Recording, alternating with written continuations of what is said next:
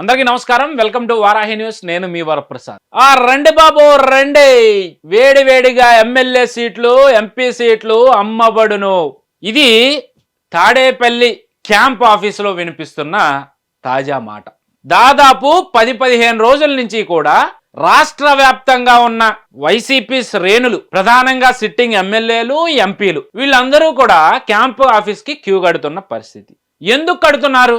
జగన్మోహన్ రెడ్డి ఏమో దాదాపు 60 నుంచి 65 మంది కొత్త మొహాలకు అవకాశం ఇవ్వబోతా ఉన్నాడు. మరొక 60 మందికి స్థాన చలనాలు చేయబోతా ఉన్నాడు. ఇది చాలా స్పష్టంగా కనిపిస్తా ఉంది. ఇప్పటికే కొన్ని నియోజకవర్గాల్లో చాలా క్లారిటీ ఇచ్చిన పరిస్థితి. మరంతా బాగానే ఉంది.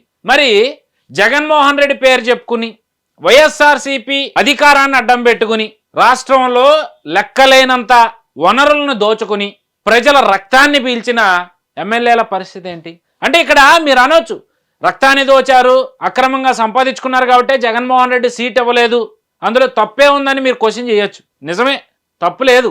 కానీ వాళ్ళందరూ చేసిన అక్రమాల్లో షేర్ జగన్మోహన్ రెడ్డికి కూడా ఉంది కదా. మరి ఆ లెక్కకు వస్తే జగన్మోహన్ రెడ్డిని కూడా మార్చాలి కదా. జగన్మోహన్ రెడ్డి ప్లేస్ లో కొత్త మోహన్ అన్నా తీసుకురావాలి, లేదా కొత్త వారికి అవకాశం అన్నా ఇవ్వాలి.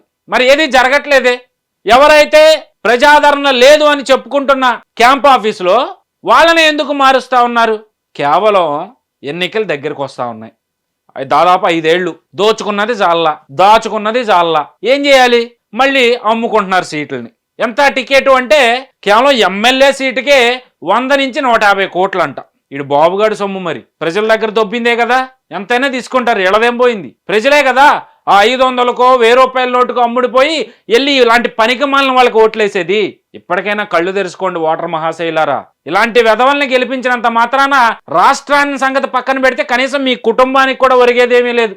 ఎలాగో మీలాంటి వాళ్ళు రాష్ట్రాల గురించి ఆలోచించరు. కనీసం మీ కుటుంబం గురించో లేదా మీ గురించో ఆలోచించుకోండి. ఈ రోజు 100 రూపాయలు ఇస్తున్నాడంటే దాని వెనక 1000 రూపాయలు నీ మీద వేస్తా ఉన్నాడు. అది ఎందుకు ఆలోచించవు ఓటేసేటప్పుడు? కేవలం ఎమ్మెల్యే సీటుకే 100 నుంచి 150 కోట్లు ఆఫర్ చేస్తా ఉన్నాడు అంటే ఎంపీ సీటుకి ఎంత ఒకసారి ఆలోచించుకోండి. ఇక దానికి లెక్కే లేదు. ఇక్కడే 150 కోట్లు అంటే 500 కోట్లకి వెళ్ళిపోయి ఉంటుంది. ఈ రోజు మన రాష్ట్రంలో అసమ్మతి వర్గం వైఎస్ఆర్సీపీ మీద ఎంత స్పష్టంగా కనిపిస్తా ఉందో మనం చూస్తూనే ఉన్నాం. సీట్లు మారుస్తుంటే మరి కొంతమంది మాకు వద్దురా బాబు, ఈ పార్టీ వద్దు, ఈ పార్టీ తరపున మాకు సీటు వద్దు, మేము అసలు పోటీ చేయమే అనుకునే వాళ్ళు కూడా లేకపోలేదు. ఈరోజు ఎంతమంది రాజీనామాలు చేసింది గత 10-15 రోజుల నుంచి వైఎస్ఆర్సీపీకి? ఎమ్మెల్సీలు కావచ్చు, ఎమ్మెల్యేలు కావచ్చు, ఎంతమంది రాజీనామాలు చేశారు? మళ్ళీ రాజీనామా చేసిన వాళ్ళు కూడా సాదాసీదా వ్యక్తుల రాష్ట్రంలో హాట్ టాపిక్ గా నిలిచిన నియోజకవర్గాల నుంచే రాజీనామాలు కనిపిస్తా ఉన్నాయి. ఎందుకు ఇంత మూర్ఖపు ఆలోచన విధానంతో జగన్మోహన్ రెడ్డి వెళ్తా ఉన్నాడు?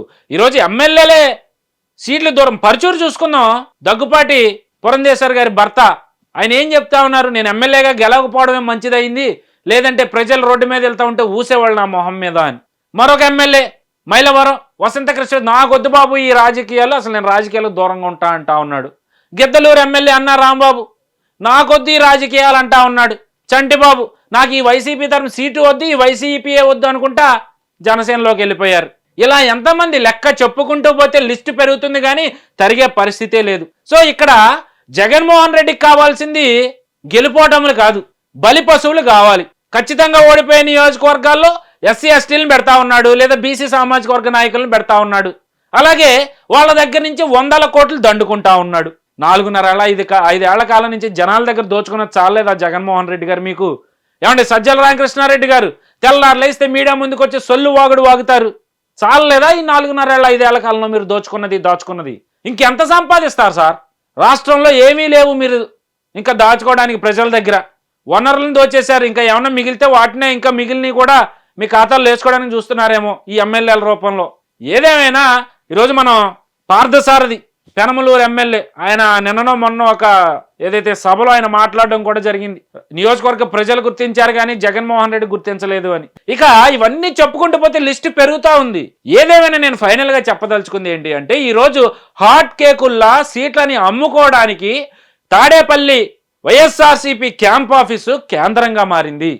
ఈరోజు వైఎస్ఆర్సీపీ క్యాంప్ ఆఫీస్ ఆధ్వర్యంలోనే రాష్ట్రంలో కొత్త వాళ్ళకి సీట్లు ఇచ్చినా, లేదంటే మార్పులు చేర్పులు చేసినా కేవలం డబ్బుతోనే ఆధారపడి ఉంది.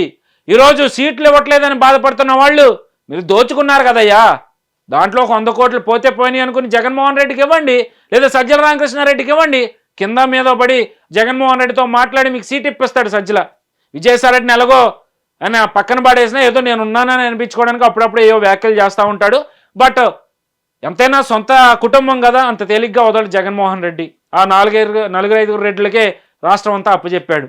ఏదేమైనా ఓటర్లు ఒకసారి ఆలోచించుకోండి. ఎమ్మెల్యే సీట్లు ఇవ్వాలన్నా, ఎంపీ సీట్లు ఇవ్వాలన్నా 100 కోట్లతో సీట్లు ఇచ్చిన పరిస్థితి. మీ ఓట్లు తీసుకోవాలన్నా మీకు 100,000 1000 ఇచ్చి మీ దగ్గర ఓట్లు తీసుకుంటున్న పరిస్థితి. ఇలాంటి వాడు మీకు ఏం చేస్తాడు? నవరత్నాలు అన్ని అమలు చేశానని చెప్పుకుంటా ఉన్న జగన్మోహన్ రెడ్డి ఈరోజు రాష్ట్రంలో ఏ నవరత్నం సంపూర్ణంగా అమలు చేశాడు? ప్రజలు ఒక్కసారి ఆలోచించండి ఓటర్ మహాశైలారా. ఈ ఎన్నికల్లోనైనా కళ్ళు తెరిచి మనసు పెట్టి వెళ్ళి ఈవీఎం మీద బటన్ని చూసి జాగ్రత్తగా నొక్కమని చెప్పి ఈ సందర్భంగా నేను తెలియజేసుకుంటాను.